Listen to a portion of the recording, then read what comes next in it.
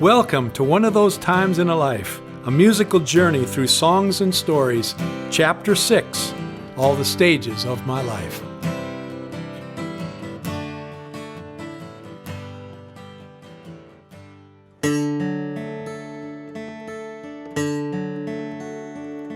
All the stages of my life you stood by me.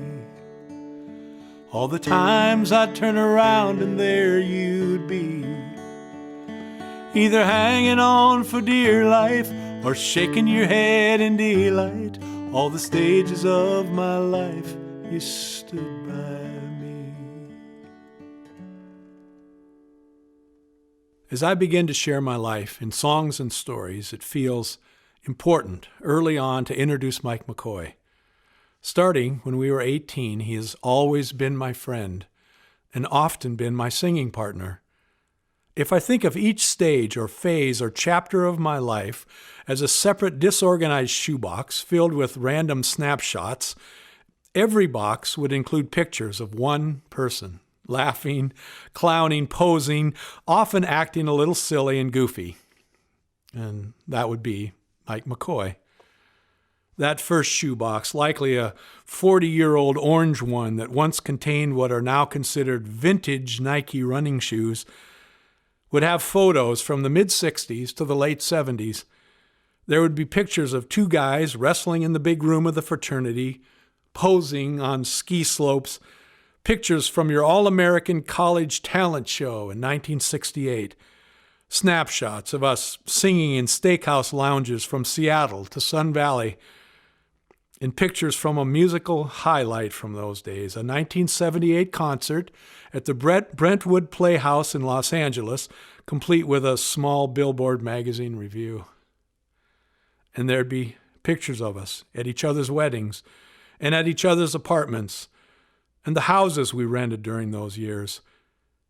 Pictures of two guys in their 20s trying to make sense of the world and their place in it.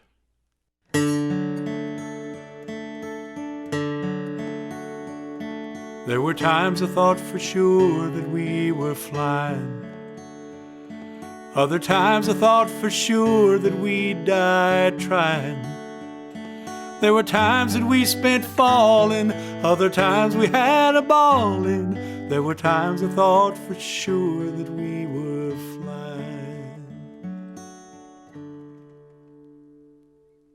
Snapshots of McCoy are prominent in my imaginary Birkenstock shoebox of photographs filled with pictures from 1980 to 1984. It was a time when I was trying to put my life back on track after a divorce, and I was no longer able to imagine what a solo career might look like. I left the Brothers Four in the early 70s to explore a solo career, rejoined them for an extended Japanese tour in 1979, and that gave me some needed money and confidence. But it wasn't until early 85 that I returned full-time to the group. And during the first 5 years of the 80s, my career was tethered, for better or worse, to Mike McCoy.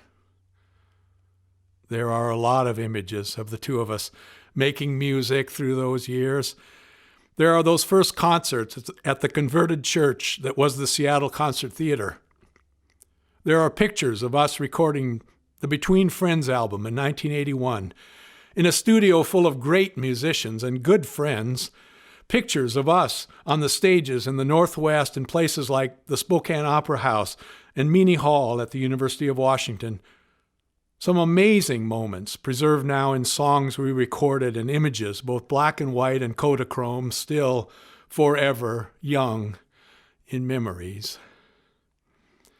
They were times that wouldn't last, in part because we couldn't make enough money to sustain them, and maybe in part because we couldn't sustain them long enough to make enough money. Whatever the reasons, the friendship, it endured, with the shoebox also full of images from the summer of 1981, when I helped McCoy build a log house on a lake in what was, before the age of Microsoft, the outer reaches of the east side of Greater Seattle. One of those pictures would be of the two of us standing nose to nose, trying to lift and fit two beams together the moment before it all came crashing down around us. We somehow survived. The house got built, and for the rest of the 80s on Memorial Day weekends, there are pictures of many of us jumping into that lake on the first leg of what was the McCoy-inspired Beaver Lake Triathlon, an event that McCoy never lost. And yes, there must be images from June of 1983, when a dear friend of ours died suddenly. He is the only coffin I ever carried. In the pouring rain, making our way from hearse to grave. Remembering now, McCoy breathing softly behind me. Indelible images forever fixed.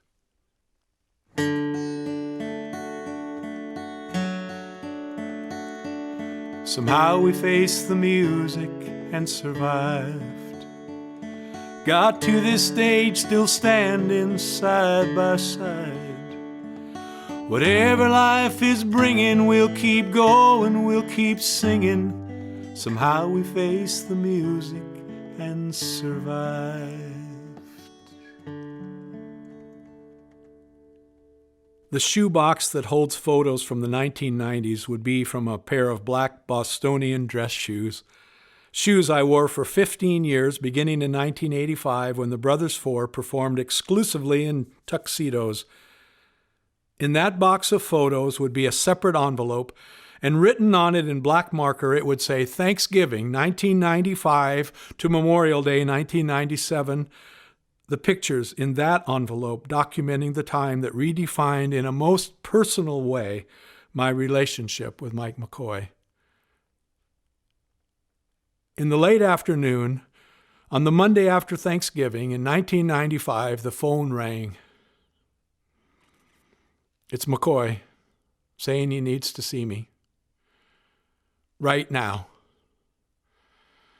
A few hours later, we are sitting at a Roadhouse restaurant at the north end of Lake Washington, sharing dinner, and a vulnerability, an honesty, and an openness that I've shared with very few people and never before with McCoy.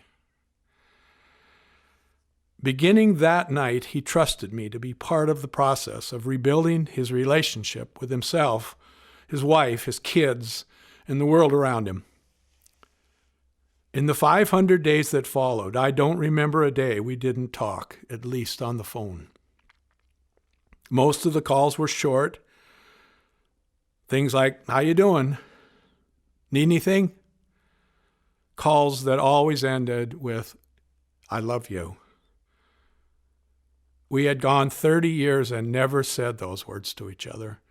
And now no day went by without us saying them out loud to one another. The pictures of Easter weekend of 1997 remain bittersweet. There are pictures of the Brothers Four playing to a sellout crowd in my hometown of Spokane, Washington on that Saturday night of that weekend. The only time in my career I was the opening act as well as one of the headliners. And there are pictures of McCoy joining me for a few songs during that first set. And the next day, McCoy and I, along with our wives, joined my parents for an Easter service followed by brunch at my folks' house. They are the last images I have of my dad smiling and looking healthy. A few weeks later, McCoy sat with the rest of my family at my dad's memorial at the church where we'd celebrated Easter a few weeks earlier. A lasting portrait in an imaginary envelope full of precious, priceless photographs.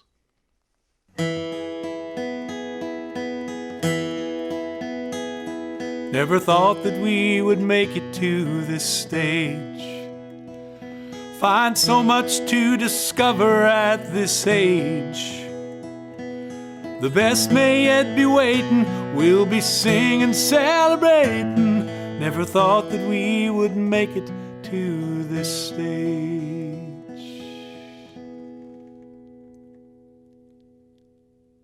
The imaginary shoebox, holding pictures starting with McCoy joining the Brothers Four in the spring of 2004, that shoebox is from a pair of New Balance walking shoes, complete with custom orthotics.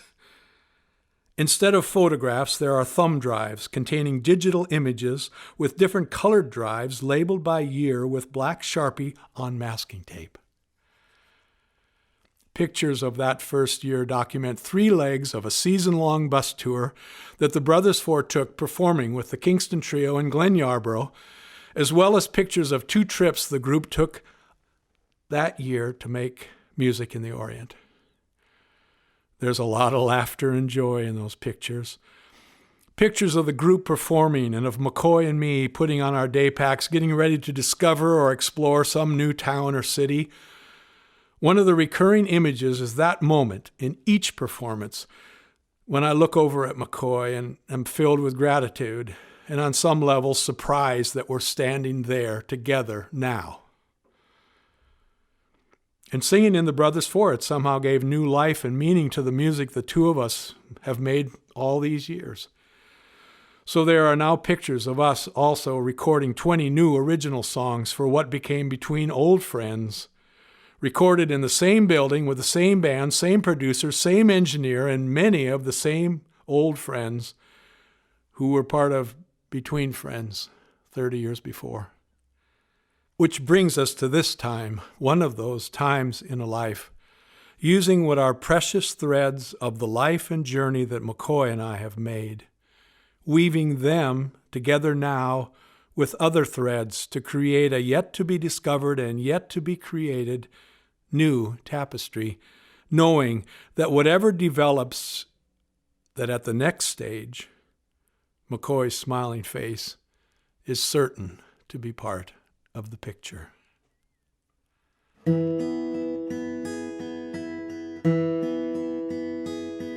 All the stages of my life you stood by me, all the disappointments and discoveries. I don't know what's waiting for us, but I'll join you in the chorus. All the stages of my life you stood by me.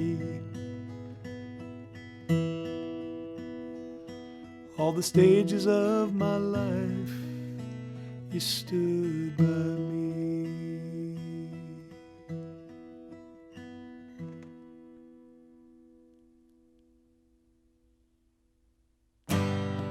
Thanks for sharing one of those times in a life.